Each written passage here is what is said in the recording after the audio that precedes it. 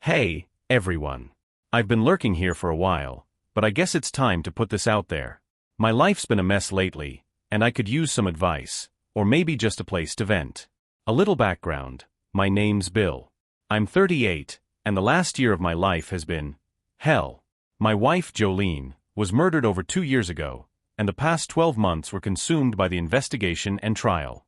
It wasn't just about finding the person who did it, it was about piecing together who Jolene was, what happened to us, and why everything fell apart. The trial just wrapped up last week. Closing arguments are done. Now we're waiting for a verdict, and I feel like I've got this emptiness inside me where my life used to be. So yesterday, I took the day off from everything. No lawyers, no reporters, no courthouse.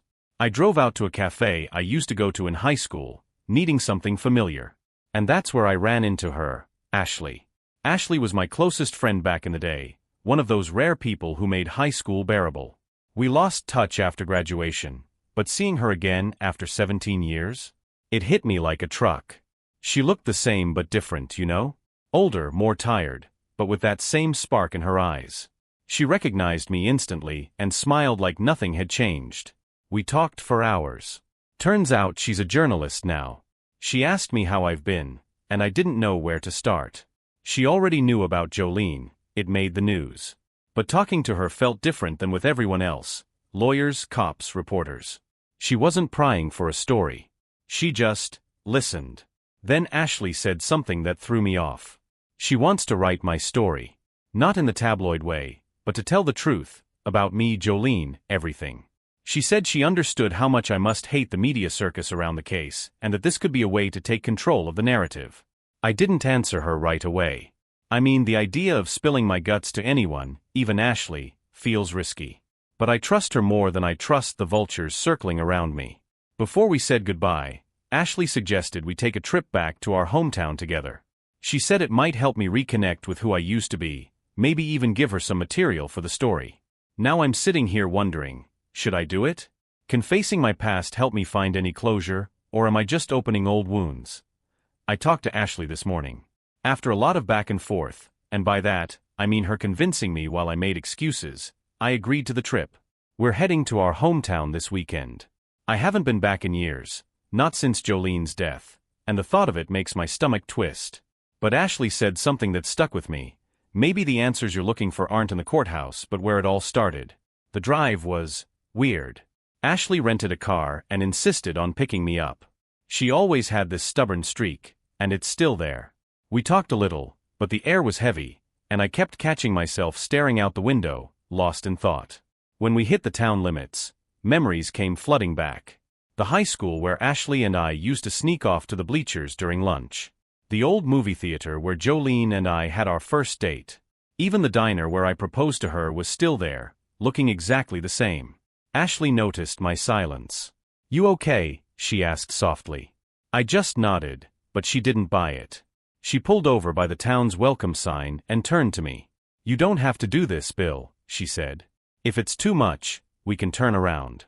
But I shook my head. I need to. I don't know why, but I do. We drove straight to the motel. It's small and kind of rundown, but Ashley booked 2 separate rooms, which I appreciated. After we checked in, she suggested we go to a local bar to grab dinner and maybe ease into things. The bar was exactly what I expected. Dim lighting, cheap beer, and a jukebox playing country hits from 10 years ago. Ashley ordered for us something simple. While we waited, we started talking about high school. "You remember that time we skipped class to drive to the lake?" she asked, grinning. "Yeah," I said, a small laugh escaping before I could stop it. "You got sunburned so bad you couldn't move for a week."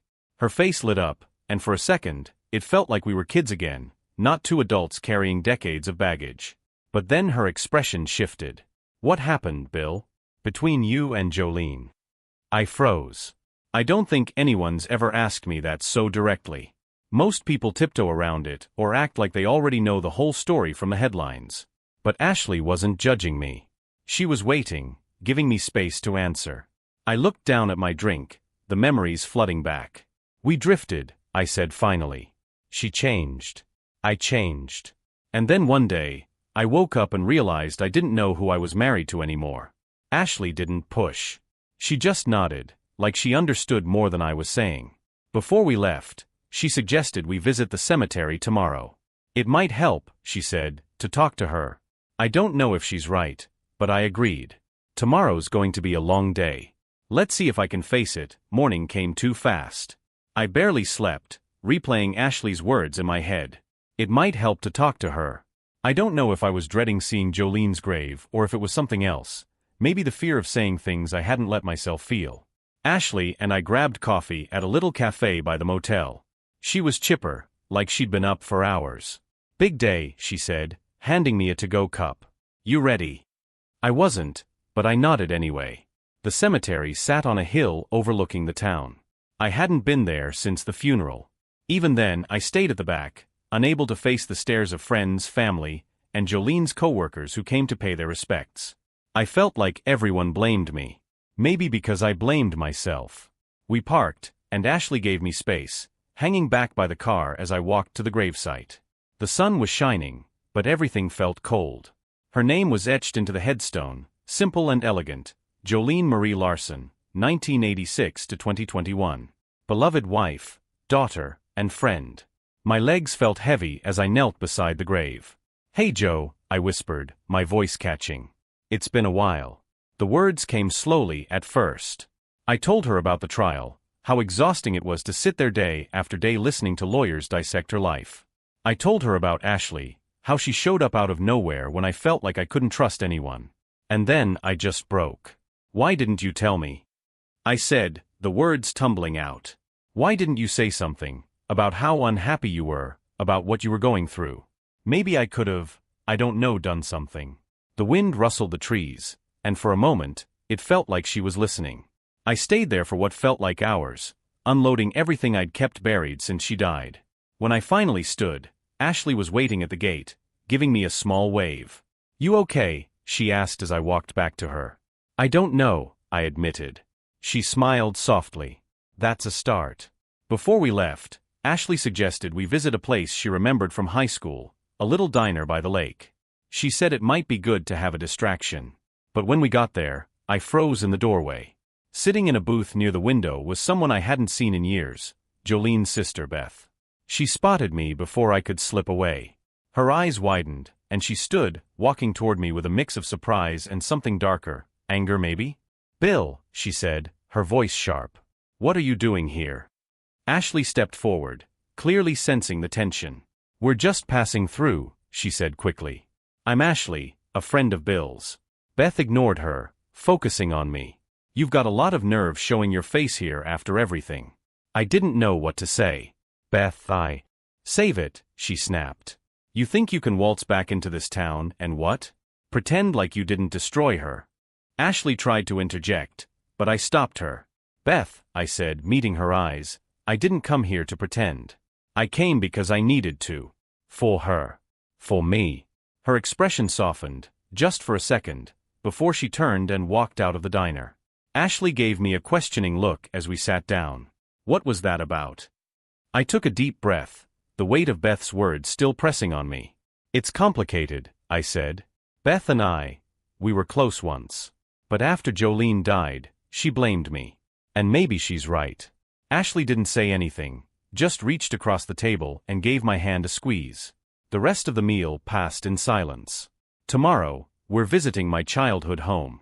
I don't know what's waiting for me there, but at this point, nothing surprises me anymore. The drive to my childhood home felt heavier than I expected. Ashley and I barely spoke, the silence broken only by the sound of the tires on the road. It wasn't awkward, more like we were both bracing ourselves. When we pulled into the driveway, I felt a wave of unease. The house hadn't changed much.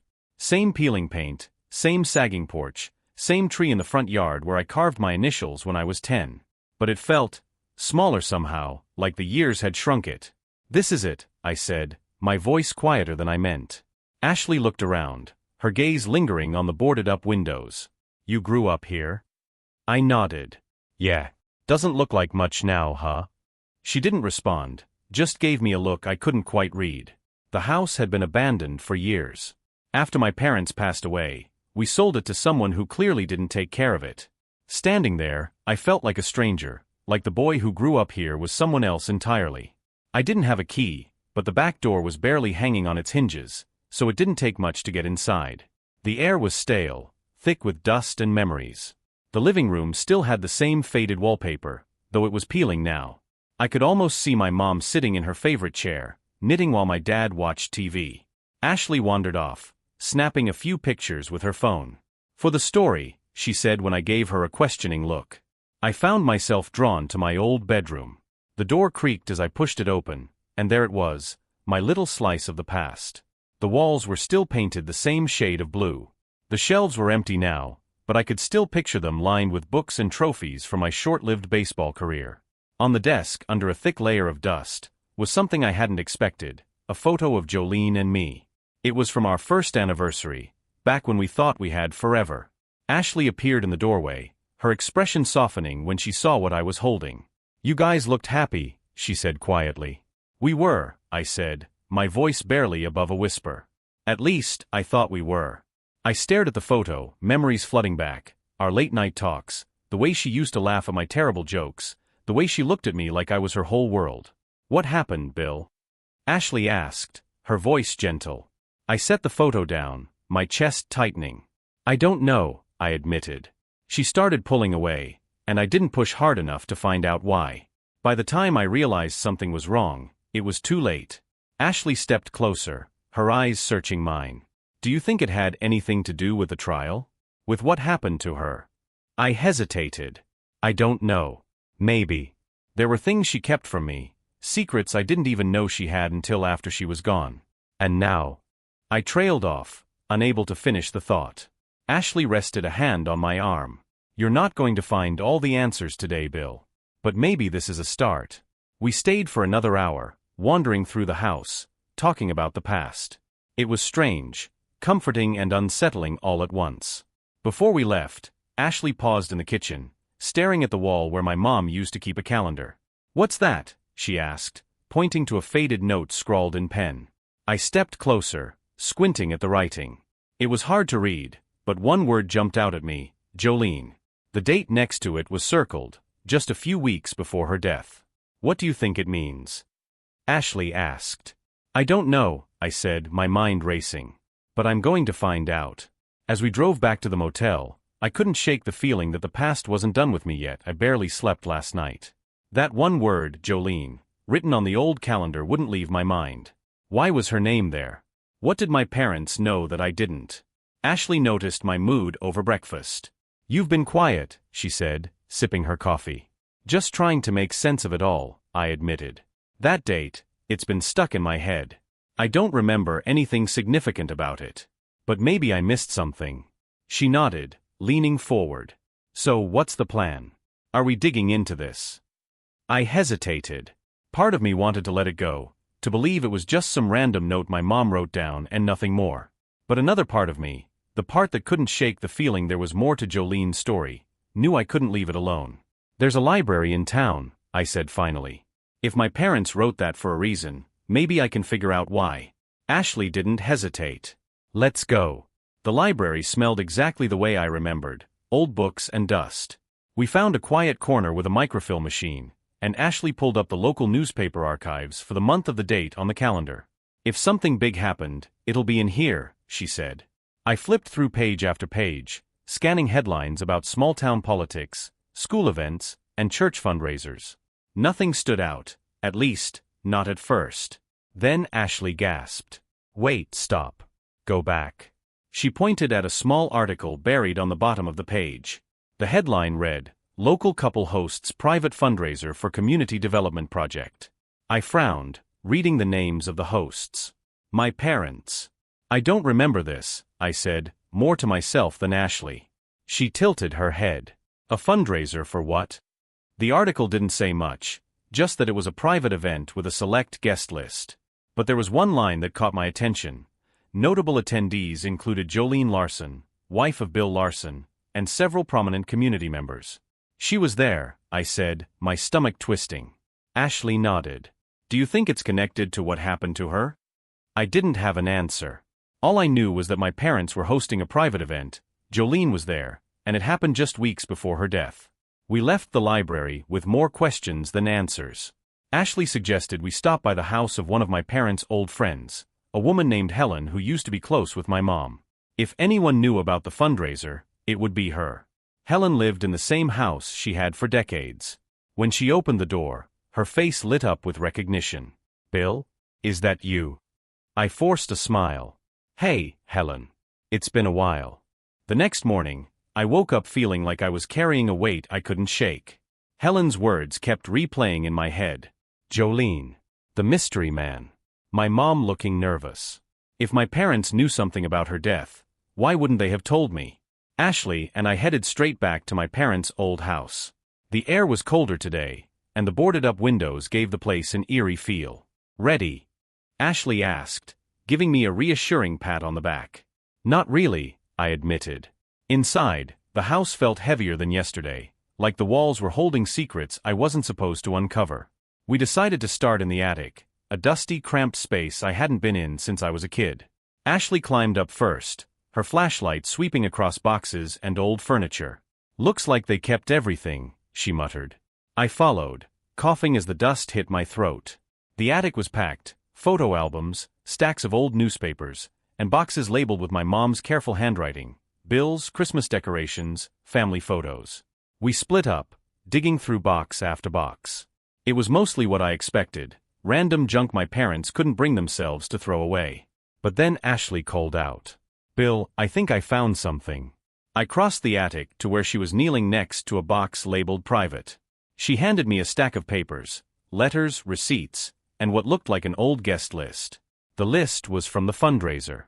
My parents' names were at the top, along with Jolene's, and then about halfway down, a name I didn't recognize, Nathaniel Cross.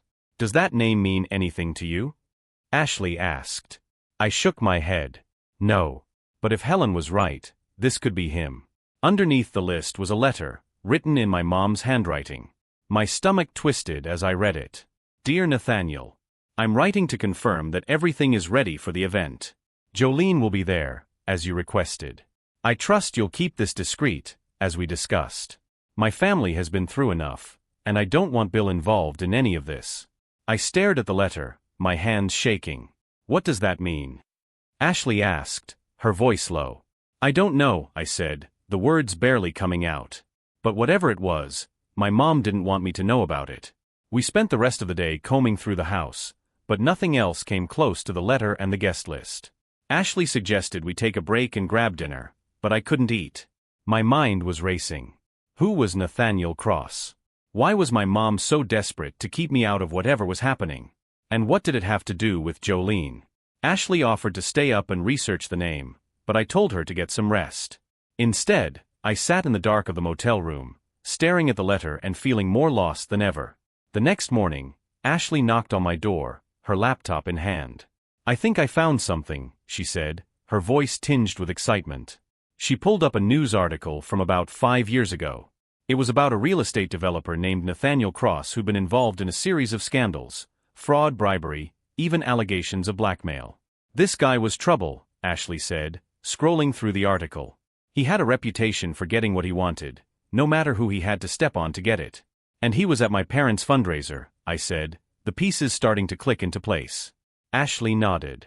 "If Jolene was there and your mom was nervous about him, maybe he was threatening them. Or worse." I felt a chill run through me. "Do you think he had something to do with Jolene's death?" "It's possible," Ashley said.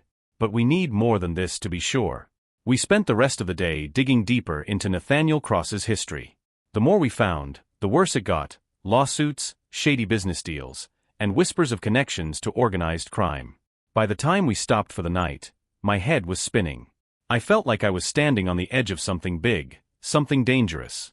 "I think we're getting close," Ashley said as we packed up for the night. "But we need to be careful. If this guy's still out there." She didn't finish the thought, but I knew what she meant. "Tomorrow, I'm planning to visit the police station. If Nathaniel Cross was involved in Jolene's death, I need to know this morning." I stood outside the local police station for what felt like forever. My legs didn't want to move, and my chest felt tight. I wasn't sure if I could walk in there and ask them about Nathaniel Cross without sounding like a conspiracy theorist. But Ashley gave me a nudge. "Come on, Bill," she said. Worst they can say is they don't know anything. That wasn't the worst I could imagine, but I followed her inside anyway. The station hadn't changed much since I was a kid. Same scuffed floors, same grumpy desk sergeant. I asked to speak to someone about an old case and was eventually directed to Detective Harris, a man in his 50s with tired eyes and a no-nonsense attitude. "What can I do for you, Mr. Larson?" he asked, motioning for me to sit. I told him everything, about the fundraiser, Jolene's connection to it, and the name Nathaniel Cross. Harris listened without interrupting, but his expression darkened as I talked. When I finished, he leaned back in his chair, tapping his pen against the desk. "Nathaniel Cross, huh? You know him?" I asked, my heart racing. Harris nodded grimly. "Oh, I know him. He's been on our radar for years. Shady as they come. But he's slippery, always covers his tracks. What's your connection to him?" I explained about the fundraiser and the letter I'd found. Harris's eyes narrowed. "You're saying your wife was at an event with Cross just weeks before she died?" "Yes," I said, my voice steady. "And my mom's letter mentioned him by name. She was nervous about something she didn't want me to know." Harris sighed, running a hand through his thinning hair. "Look, I can't promise anything, but I'll pull the file on your wife's case. If there's even a chance Cross was involved, we need to know." As we left the station, I felt a strange mix of relief and anxiety. Someone was finally taking this seriously, but now the stakes felt higher. Ashley was quiet on the drive back to the motel. When we pulled into the parking lot, she turned to me. "Bill, what if we're digging into something bigger than Jolene's death?" "What do you mean?" I asked, though I had a feeling I already knew. She hesitated. "If Cross really was involved, it could mean your parents were in over their heads. And if that's the case, you might be too." I didn't have an answer. That evening, Harris called me. "I pulled the file," he said without preamble. "There's something you need to see. Can you come back to the station tomorrow morning?" "Of course," I said, my stomach twisting. "Good. And Larson, be careful. If Cross is connected to this, he's not someone you want to mess with." The rest of the night was a blur. Ashley and I talked in circles, trying to make sense of everything. "Do you think your mom wrote that letter to protect you?" she asked at one point. "Maybe," I said. "But if she was trying to protect me, why didn't she tell me anything? Why keep me in the dark?" Ashley didn't have an answer, and honestly, neither did I. Tomorrow, I'll meet with Harris to find out what's in that file. I don't know what to expect, but I have a feeling it's going to change everything. I barely slept again. Harris's words, "There's something you need to see," kept replaying in my head. What could be in that file? And if Nathaniel Cross was involved, what did it mean for everything I thought I knew about Jolene's death? Ashley and I arrived at the police station early. Harris met us in a small windowless room that felt more like an interrogation space than a meeting room. He had a thin folder in his hand, and his expression was serious. "Thanks for coming," he said, sitting across from us. "What did you find?" I asked, my voice tight. Harris opened the file and slid a few papers across the table. "These are from your wife's case," he said. I dug into the initial investigation and cross-referenced it with some other reports. There's something that didn't add up back then, and now it makes a little more sense. The first paper was a witness statement, a neighbor who had reported seeing Jolene arguing with someone in the weeks before her death. "She said the man wasn't you," Harris explained. "But she couldn't give a clear description. We assumed it was just a misunderstanding or a stranger passing through." He pointed to another document, a report from Jolene's autopsy. There were signs she struggled before she died, defensive wounds, bruises. Whoever killed her, it wasn't random. My stomach churned as I read the words. I'd known about the struggle, but seeing it written in black and white brought it all back. "And then there's this," Harris said, sliding over the final page. It was an incident report filed years earlier in another state, a domestic dispute involving Nathaniel Cross. The name of the woman involved wasn't Jolene, but Harris tapped the paper with his pen. "This isn't proof," he said. "But it's a pattern. Cross has a history of intimidating women, using them to get what he wants. And your wife? She could have been his next target." Ashley and I left the station in stunned silence. When we got to the car, she finally spoke. "Do you think Jolene knew him? That he was blackmailing her or threatening her somehow?" "I don't know," I admitted. "But if he was at that fundraiser, and my mom was nervous about him being there, maybe she knew something was wrong. Ashley frowned, tapping her fingers on the steering wheel. We need to figure out how your parents got involved with him in the first place. What kind of deal were they making? We spent the rest of the day digging through old records, deeds, business filings, anything that might connect my parents to Cross. It felt like looking for a needle in a haystack, but then Ashley found something that made my blood run cold. A property deed, dated 2 months before the fundraiser, listed my parents as co-owners of a plot of land on the outskirts of town. The other name on the deed? Nathaniel Cross. Why would they buy land with him? Ashley asked, her brow furrowed. I don't know, I said, staring at the paper. But it explains why he was at the fundraiser. Whatever deal they made, it started with this. By the time we got back to the motel, it felt like the walls were closing in. Every answer we found only raised more questions. Why were my parents working with a man like Cross? Did Jolene know about the deal? And if she did, is that what got her killed? Ashley sat beside me, scrolling through her laptop. There's one thing I don't get, she said. If your parents were so worried about him, why didn't they go to the police? Maybe they didn't think they could, I said, the words tasting bitter. Or maybe they thought it was too late.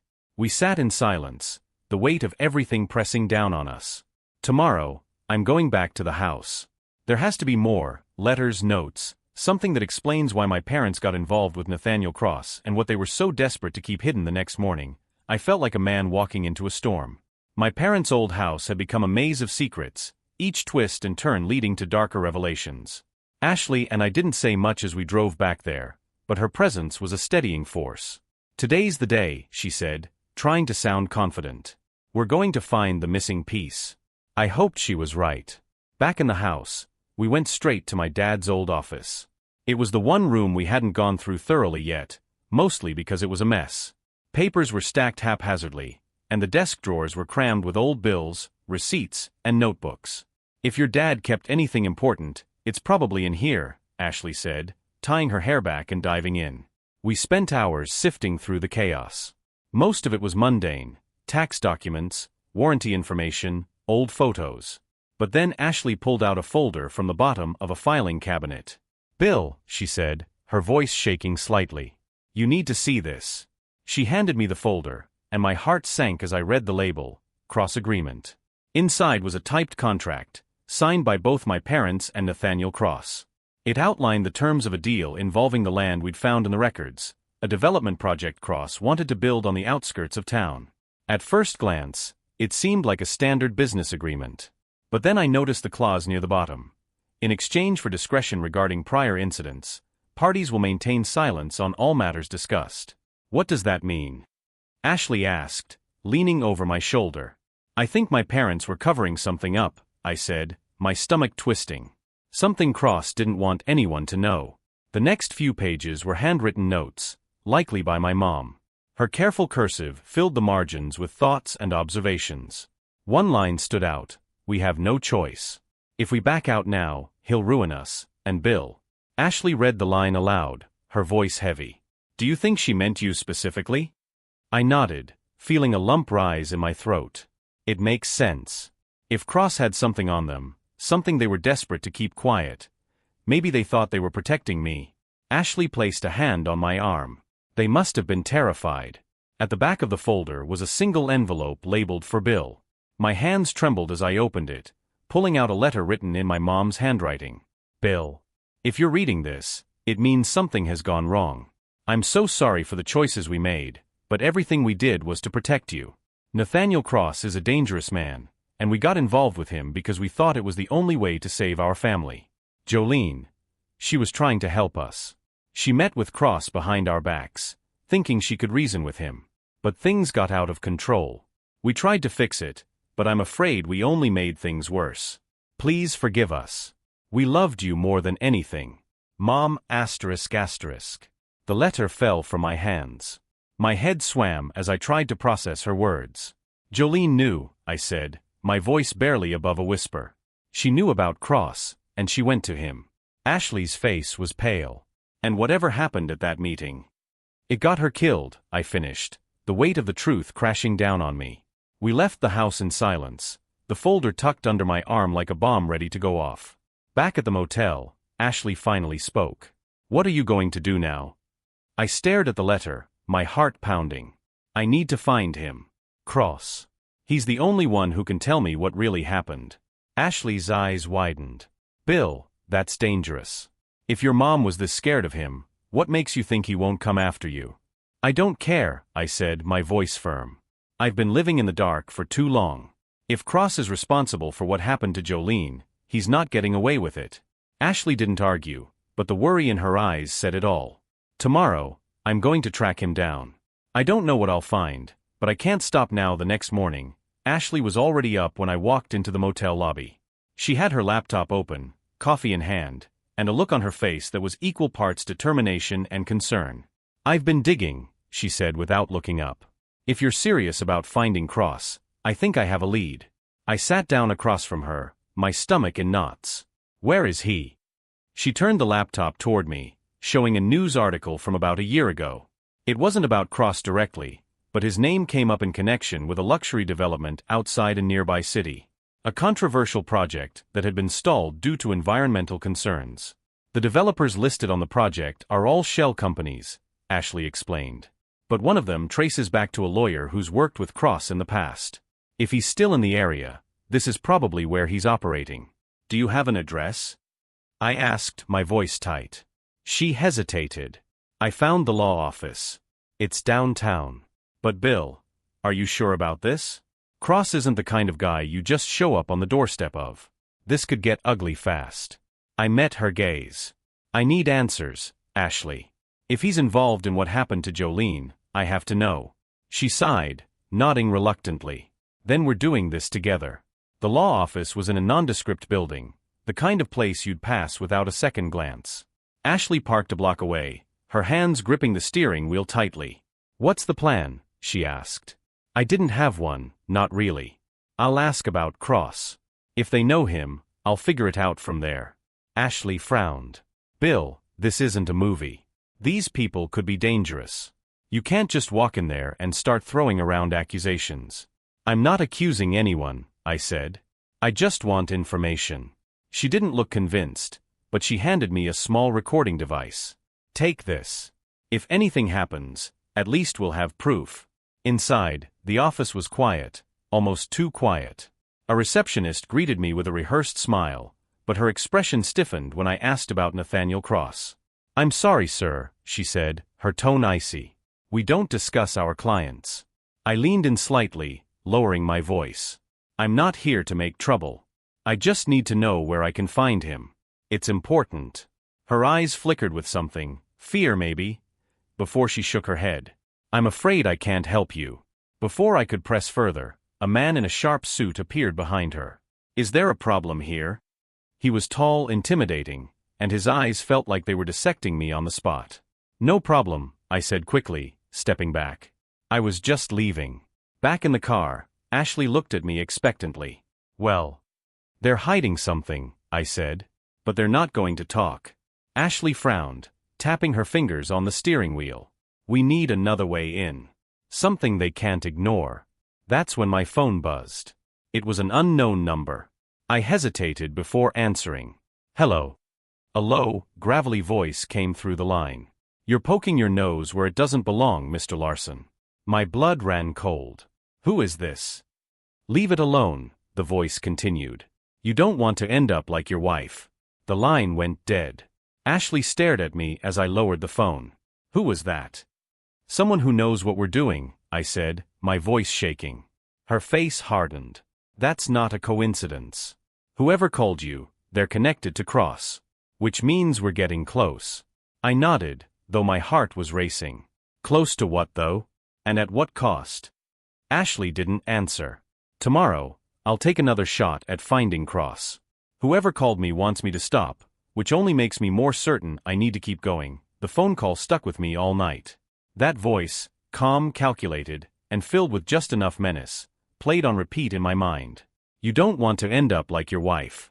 Whoever it was, they weren't bluffing. But instead of scaring me off, it lit a fire in me. If someone wanted me to stop, it meant I was on the right track.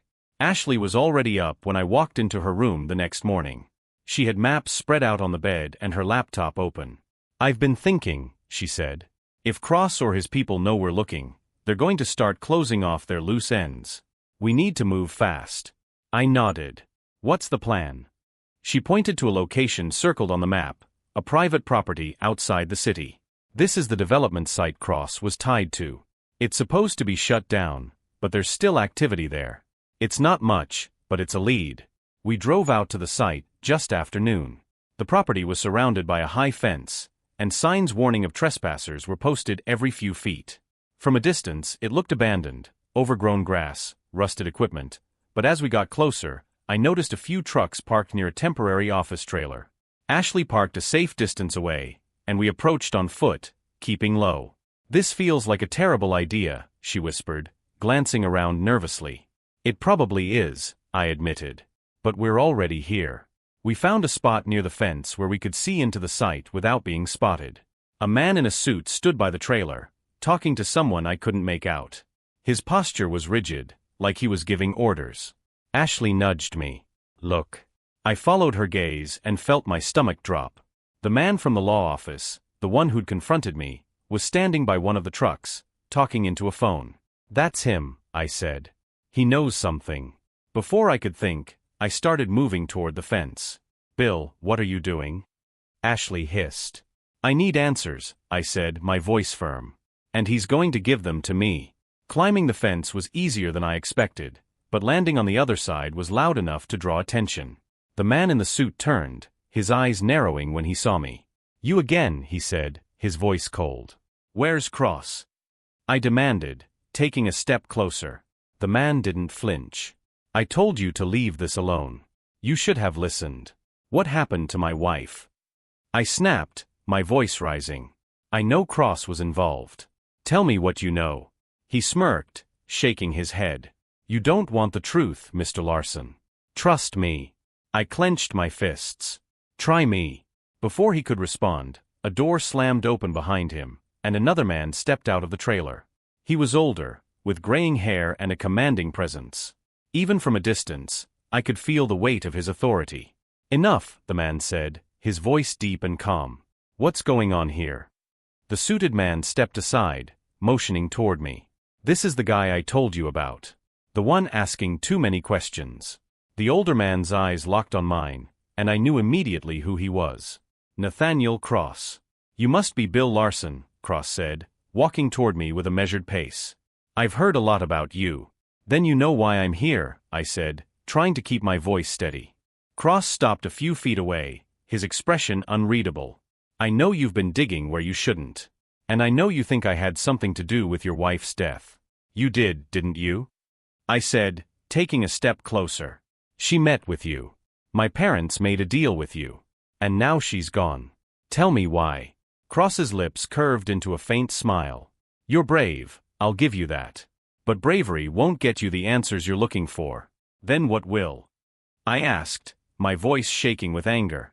Understanding, he said simply. Your wife was a remarkable woman, Mr. Larson. She came to me, not the other way around. And what happened after? Well, let's just say she underestimated the stakes. I felt my chest tighten. What does that mean? Cross didn't answer. Instead, he turned to the man in the suit and nodded. Take him off the property, he said. Gently. Two men grabbed me before I could react, dragging me back toward the fence. Ashley was waiting on the other side, her eyes wide with panic. Let him go, she shouted. The men ignored her, tossing me to the ground outside the fence. This is your only warning, one of them said before walking away. Ashley rushed to my side, helping me up. What the hell were you thinking? She demanded. I saw him, I said, my voice shaky. Cross. He admitted Jolene came to him. He knows what happened. Ashley's expression softened. Then we're getting closer. But Bill, we need to be smart about this. They're not playing games. She was right. This wasn't just about answers anymore, it was about survival. Tomorrow, we'll figure out our next move. For now, I need to regroup. After being thrown off the property, I couldn't stop replaying Cross's words. She underestimated the stakes. What did Jolene get herself into? And why did she think she could handle someone like him alone? Back at the motel, Ashley was already piecing things together. She pulled up property records and pointed to the land tied to Cross and my parents. This project, Whatever it was, might be the key, she said. If Jolene was involved, there must be a reason she went to Cross directly. Her research led us to a new clue, a report about community pushback against Cross's development. Locals claimed the project would destroy protected wetlands. The name Jolene Larson was listed as a vocal advocate against it. She wasn't just caught in this, Ashley said. She was fighting him. It all started to click. Jolene must have uncovered something about the project, something Cross couldn't afford to let out. The next morning, we met with Detective Harris to share what we'd found. His face hardened when I mentioned Cross's veiled threats and the connection to Jolene's advocacy.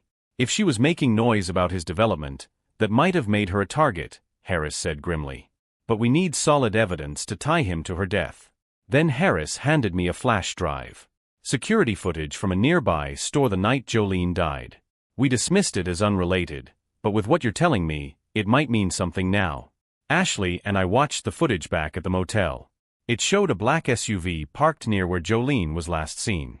The driver wasn't clear, but the plates were partially visible. This could be it, Ashley whispered.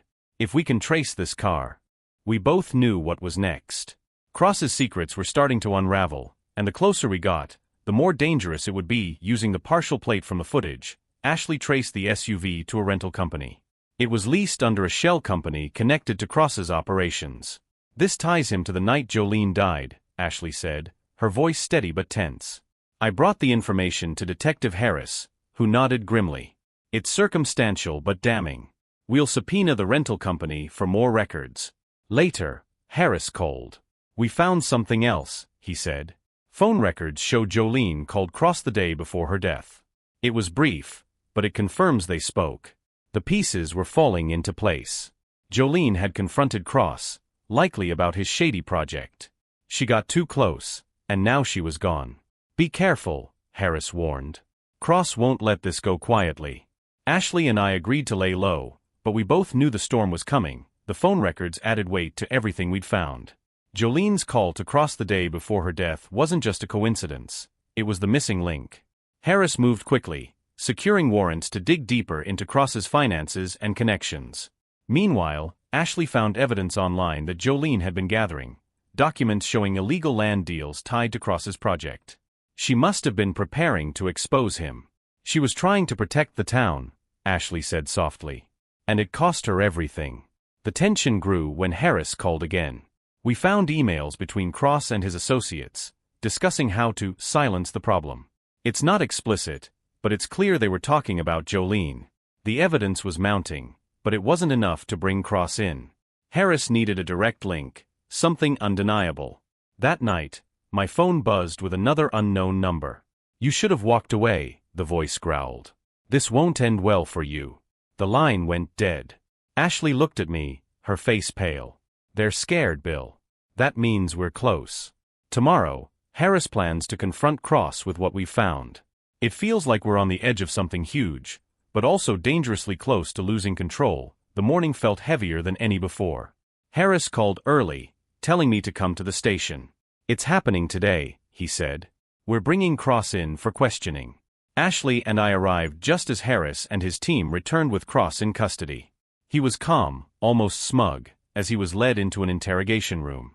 We've got enough to hold him, Harris said, handing me a file. Inside were financial records, phone logs, and a sworn statement from one of Cross's associates who'd flipped to save himself. The associate admitted that Jolene had been targeted. She'd uncovered Cross's illegal land deals and threatened to go public. Cross tried to buy her silence, but when she refused, he ordered his men to handle it.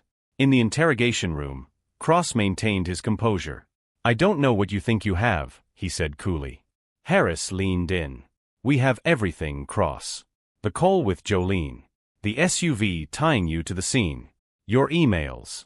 And your associate willing to testify. For the first time, Cross faltered. By the end of the day, charges were filed: conspiracy, obstruction, and accessory to murder. It wasn't the full justice Jolene deserved, but it was enough to ensure he wouldn't walk free anytime soon.